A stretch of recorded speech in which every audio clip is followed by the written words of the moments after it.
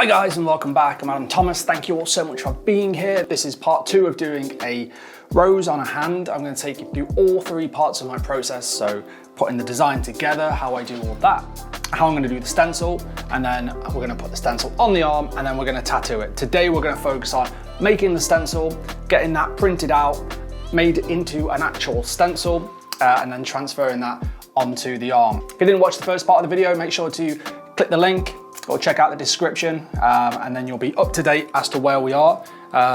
If you have watched the first part of the video, you'll know that we are going to be tattooing this pound of flesh at some point. So all the design has been done to fit this size and scale of this arm. Like I say, in today's video, we're going to jump straight into making the stencil, how I do that in Procreate, printing it out and making the stencil and then sticking that onto the arm. So all that being said, if you're not already subscribed to the channel, make sure to click the subscription button, smash the like button if you enjoy this video, and yeah, let's jump straight into it.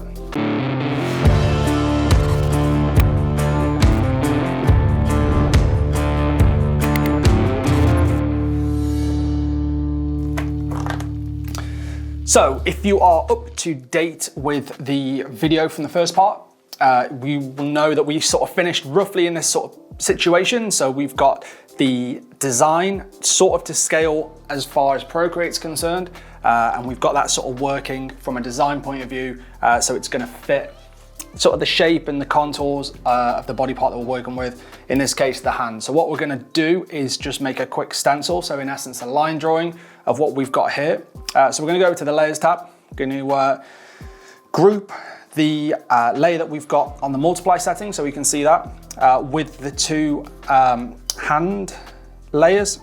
So we're going to go over there and just swap those to the right. Make sure we've got all those layers selected. Click group, that's going to put all of those into a group.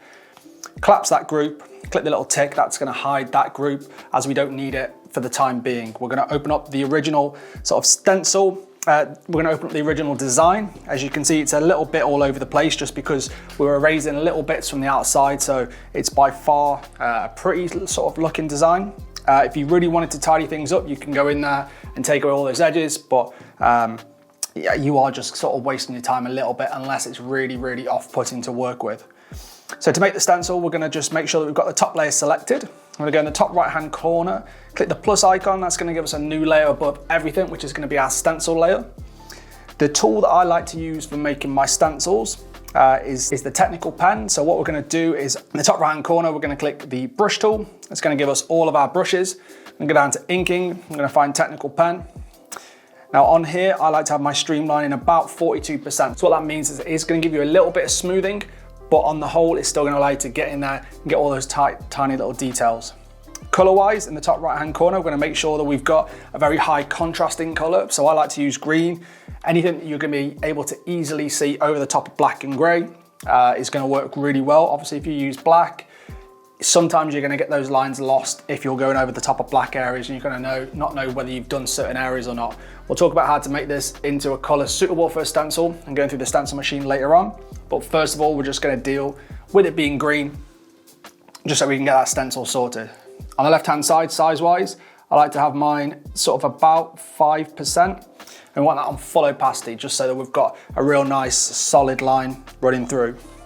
So to make the stencil, if you've never seen any of my stencil making videos in the past, basically all we're going to do is just nip over all of the outlines. That's any edge of any of the parts of it. So in this case, the petals and the leaves. And then we're going to use a dotted or dashed line just to indicate where shadows and areas that don't want a solid line at any point, but we are going to be shading up to that just so we've got a map and an idea as to where tones and shadows and highlights are going to sit. So like the tattoo process, I tend to start from the bottom and work up. So first things first, I'm going to get these leaves sorted. As we know, once we get that onto the hand, from a stencil point of view, we may end up changing and moving these leaves, but we're just going to get them stenciled in and see if they work. If they don't, we can just rub them off and then just draw them on once we get onto putting the stencil on the hand. So first things first, we're going to just deal with this leaf. So like I say, we just want a nice solid line, just following the shapes. Now with the leaves, I tend to do sort of my own little thing, which is the way that I do my leaves just as a general rule. So if I was drawing them on or stenciling, they always end up sort of looking the same, but I like to get sort of a leaf reference just on there, just so I can get that shape and that scale. And like I say, it allows my clients to see what I've got in my head with regards to placement of leaves and how the overall design is going to look. So I'm not being too overly precious with the stencil. Obviously, areas that have got a lot of detail, you want to get all that detail in there, but at the same time, you're not trying to make a masterpiece. You are just trying to get a stencil, a guide for you to be able to tattoo accurately onto the skin.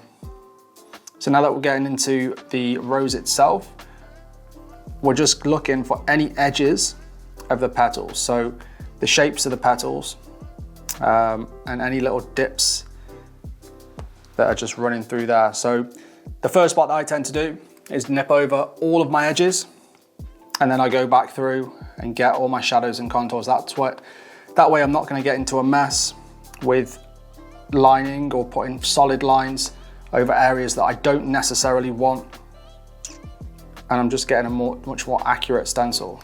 So again, I'm not being overly precious. I'm just whipping around and getting all these in.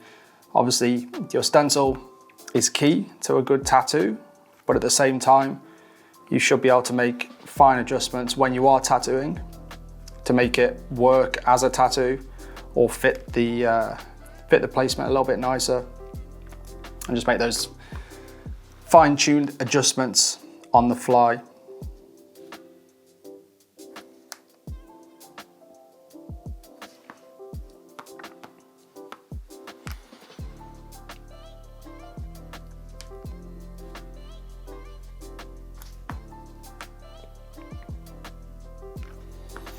So with these lens flare sections, a little trick in Procreate to get a perfect circle is to sort of roughly draw a circle. Now you can see that that is not perfect by any means, but if I click and hold, you can see how that now creates a shape. If I then put my other finger on the screen, that's going to give me a perfect circle. And we can do that again with this second circle. Again, not trying to be too accurate. Press my finger and you can see how that suddenly makes it a perfect circle. And that gives us two nice little outlines for my lens flares. Going to continue round on these larger outside petals, making sure to get these lines nice and solid, nice and smooth and crisp, but also staying quite true and accurate to any little dips and breaks and little notches in the petals, and being accurate to where the petals fold and not getting confused with other rows and other layers of petals that might be there.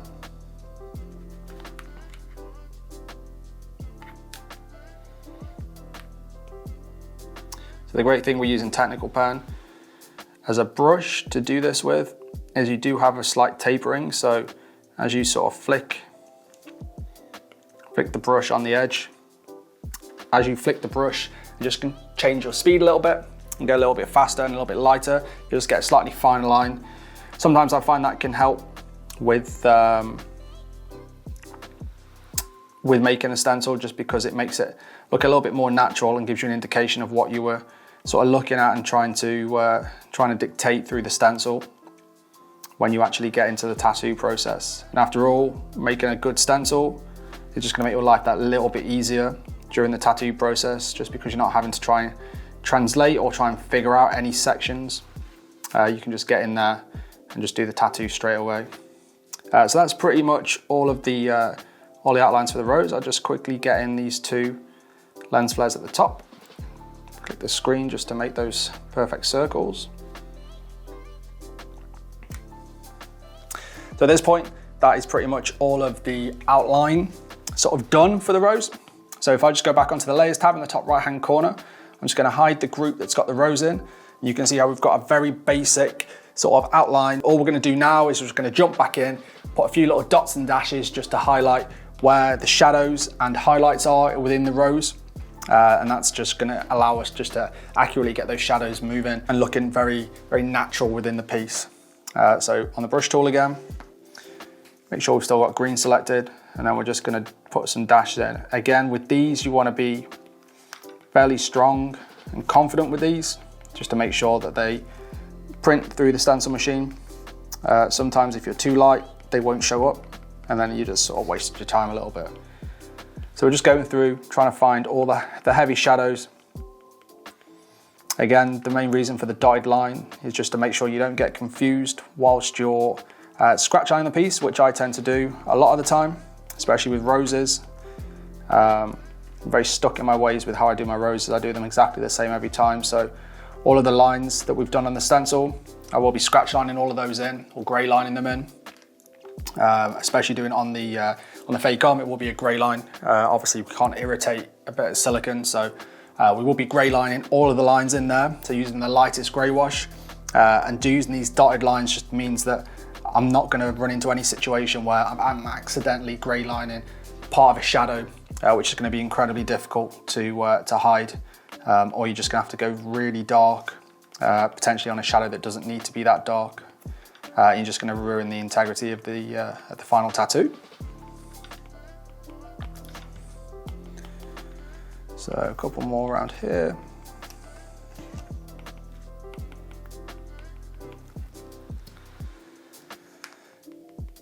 It's very easy to go overboard with your dotted lines, but this is pretty much where I want to be at. So if we go back in the top right hand corner, click the layers tab, hide that group. You can see now how we've got these dotted lines all over the stencil. At this point, we're pretty much ready to start looking at getting it printed out, figuring out size and scale to make sure it's going to fit on the hand, because obviously all we've done is designed it on top of a photo. At this point, the green will go through a stencil machine, but black's obviously going to be a lot better and a lot stronger. So what we're going to do is we're going to change just the colors on this, so we've got a nice black solid stencil, so the stencil machine will take a really strong copy and give us the best chance with the stencil once we get it on the skin. So in the top right hand corner, click on the layers tab, make sure that we've got the stencil layer selected, which we have done. On the top left hand corner, we're going to click the magic wand tool. That's going to give us all our adjustments. Click hue, saturation and brightness. Click layer, that's going to adjust the whole of this layer. On saturation, we're going to drop that all the way down to 0, so ditch all the color, which is going to gray it out. On brightness, we're going to turn the brightness all the way down to 0, which is going to make all those grays into a very nice solid black.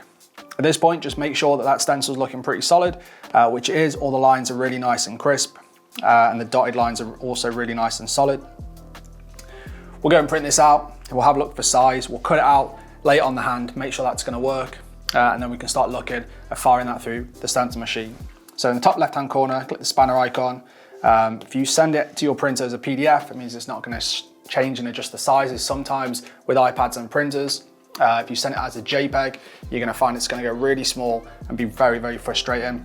But if you do it as a PDF, it should maintain all the integrity of it, and it should be the same size as in what you've designed on A4 should come out the printer. So we'll click best, I'll export that, and then we'll send that to the printer.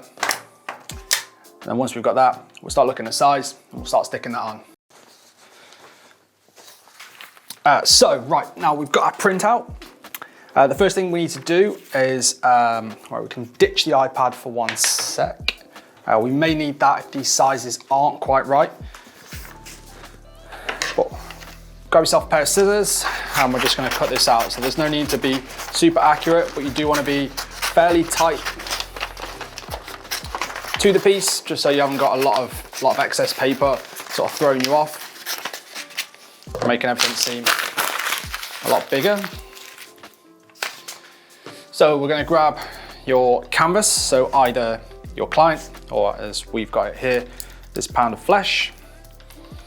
So ideally, if you're dealing with a human canvas, you want to make sure that the person is in the most relaxed position they can be, or the most natural position. So you don't want someone with a lot of pressure and sort of stress on any of the positions, because once you put that stencil on and then go into a relaxed position, it's going to throw it all out of whack and it's going to look very distorted and not very appealing. So get them nice and relaxed in a very normal sort of pose slash position.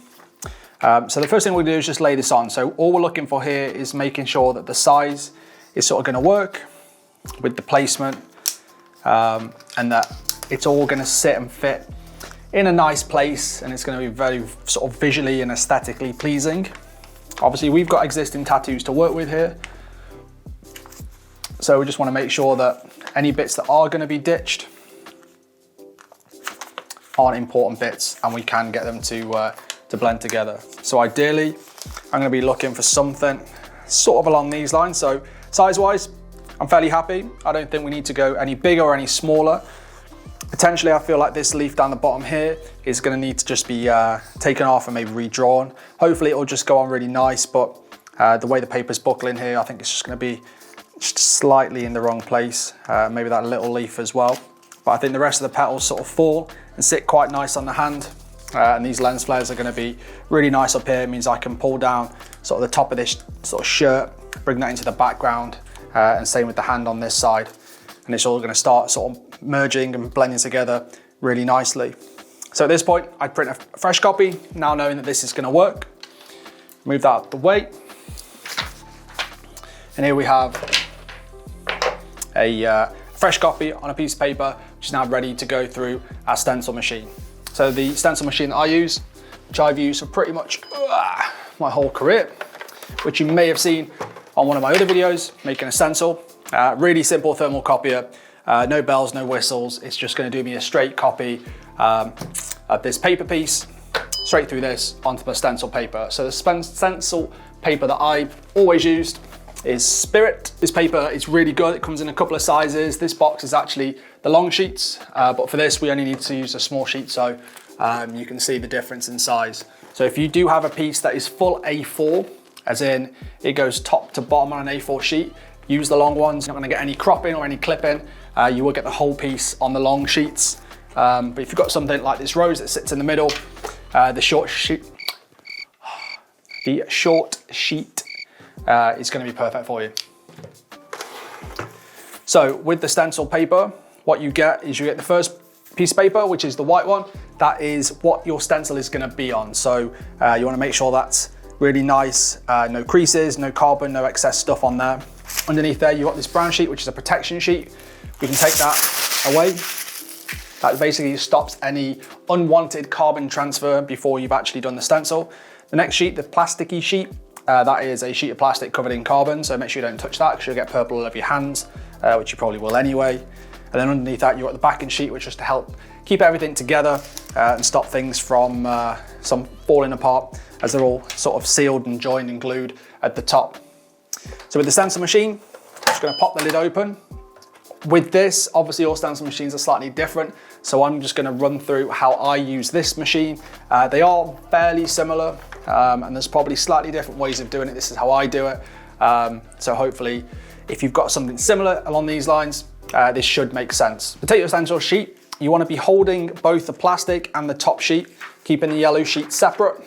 We're going to take those two pieces and we're going to feed them just through the back of this hinge, making sure that both pieces have gone through. I'm going to drop the lid down, but not locking it in. So that's just resting on there. Now at this point, you just want to make sure that this is going to freely move without buckling and not without creasing. So you've got a nice smooth sheet running through there. Once you're happy with that and it's pulled right the way up to the yellow sheet, so it won't come through any further, click that down and that's locked in place, ready to go. With the yellow sheet over the top, and now we're ready to make the stencil. So settings wise, we want mirror on. So that's going to give us a mirror image of this image. So that means that once it's on the stencil, it'll be backwards, but when you print it, it'll look exactly like this. The rest of the settings, I keep everything just on deepness 2, just so I've got the strongest, most bold stencil I can possibly get, and everything else is just start and stop. So with your design, you want the design facing the carbon sheet so that the pickups can read it all. Put that in, you'll feel it pull and tug, and then it will just grip that, and then you're ready to go. Press copy, and it will start feeding through. At this point, grab the yellow sheet, fold that over, and you just want to put a little bit of tension. Not enough that you're pulling it through, but just to stop it from creasing. And you just want to make sure that's going to feed through nice and even without any buckles, without any creases. So you get a nice, clean, accurate stencil. If you pull it too hard, end up with gaps in your stencil. And that's just going to make your life very difficult when you're trying to tattoo, and you're probably better off just making a fresh new stencil. So once all your design's gone through, you don't need to feed the rest of it through. You can just click stop. That'll feed out the rest of the paper, click out the lid, and there's your stencil made. So keep hold of your original copy. We can move the stencil machine out of the way now because we are done with that. So we're going to keep hold of this original copy just in case we make a mess of this, putting it on, and we need to print another one. So keep that one safe and sound. We're going to just peel away the white sheet away from the carbon, making sure not to touch the carbon sheet so we don't get carbon on our hands. The yellow and the blue sheet we can now get rid of. We no longer need that.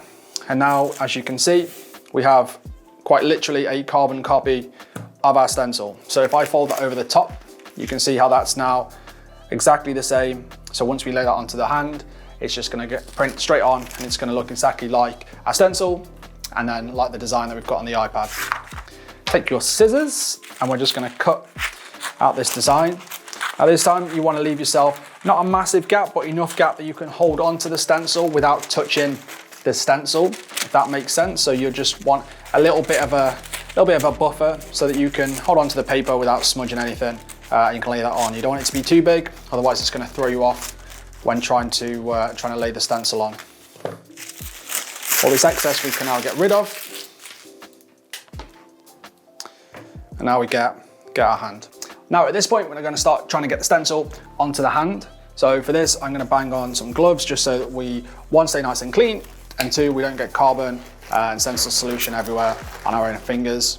So the first thing that we need to do with regards to prepping the skin, which will make a slight difference to this, but is more important when you're tattooing a real person, is we're just going to put a load of rubbing alcohol onto the surface of the skin. It's going to do a couple of things. One, it's going to take away any grease, which means it's going to adhere a lot better.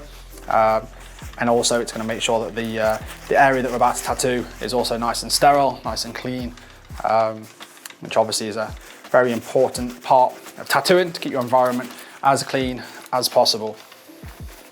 Once you've done that, make sure that it's nice and dry. Obviously alcohol evaporates very quickly, so it should make the area fairly nice and dry.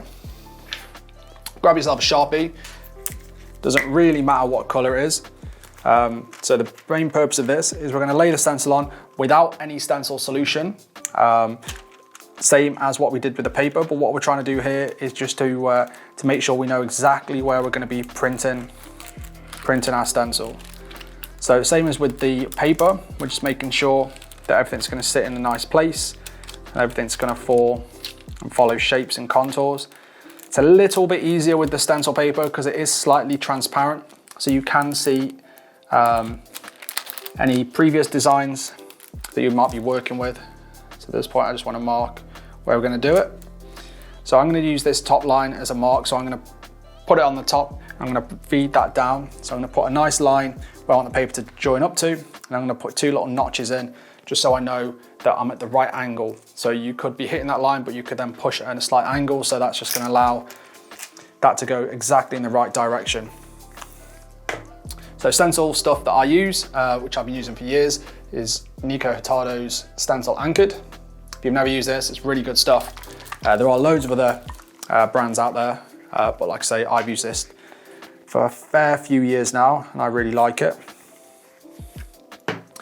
So we're just gonna put a little tiny blob on and just move that. Now we wanna be hitting more of the area than what you might think. If you try and put just enough on, chances are you'll end up missing a bit, and it'll be a really important bit. So you want to cover more of the body part than what you're going to need for the stencil, just to make sure that everything's going to press and going to transfer correctly and really well. When you're doing this on a real person, obviously you've got body heat and stuff like that, which is going to help sort of dry out the stencil solution, make it a bit more tacky, and allow it to adhere a lot easier. Doing it on practice skins and fake limbs, it is a lot more difficult to get this to stick.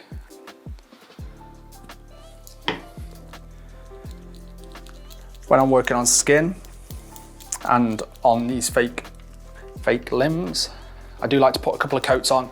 That really allows the stencil to transfer really well. Makes it really nice and tacky. And means you're just going to get a really nice, accurate transfer of the stencil. So once you're happy that that's all on and you haven't got any sort of globules or excess bits on there, which are just going to create sort of like a bleeding effect on the stencil, you're about ready to lay the stencil on. Now again, this isn't going to be the best stencil in the world because it is very difficult to transfer onto these.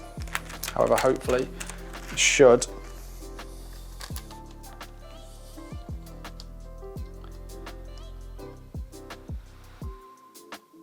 So once you've lined up with those little marks you put in there, this is where that little buffer sort of really helps, because it means you can almost sort of stick that down, and then slowly and carefully you just want to make sure that that's hitting every part of the stencil. You're getting into all the little nooks on the skin, on the hand, and getting a nice, clean, solid transfer. Now, there's no harm at this point in taking your time. You just want to make sure that this is as accurate as a transfer as possible without it lifting up, and double pressing. Like I say, normally on skin, this would be very, very tacky, and it's almost feels like you're gluing it to the surface of the skin. Now, I'm probably going to have to go in here with a pen, with a Sharpie, and just touch up a few of these lines. I'll make a few little adjustments here and there to make sure that it's really going to work as the tattoo. But we'll just try and transfer as much as we can. See what we're left with when we pull it off. And then without getting too stressed and too worried about what's there and what isn't, we'll just deal with that with some Sharpies.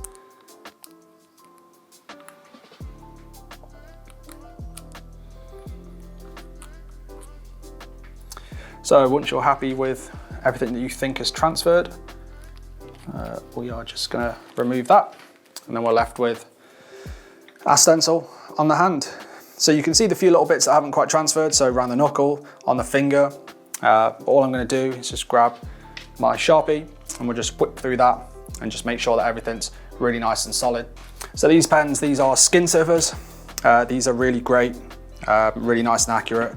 They don't stay on that great, but they do allow you to sort of get in there and just sort of touch up any sort of little bits that you feel like you might just need to nip over. So like I say, like this finger. Again, once you sort of get into like the grey lining, chances are you're going to be okay by just grey lining it, because you've got the bulk of it there, and then you'll be able to sort of add in the rest of it without sort of ruining sort of the integrity of the piece. So this leaf down here, I'm just going to make a slight little adjustment just so we've got a little bit more sort of on show, and it's going to just fall down onto the finger, and I'll probably just add another leaf just down on this back, on the top of the thumb, just because we've got a bit of a gap. I just think it'll be nice just to get a bit more dark on that top side. So there you go, guys. That's pretty much the stencil done. I don't know how well you can see that, but that is the stencil on the hand. It's as much as we're going to need. We're not really going to need much more detail than that. That's going to be fine for us to grey line, and then get the rose nice and solid onto the hand. So the next video we do will be tattooing this, and I'll show you exactly what I do process wise, but it'll be totally worth it. If you guys want to see that live for a change, as opposed to me making the video and putting it on there, and I can talk you through it, answer any comments live, just drop it in the comments. If we get enough people wanting to see it live, then I'll do a live video. But as it stands, I'll be tattooing this in the next couple of weeks.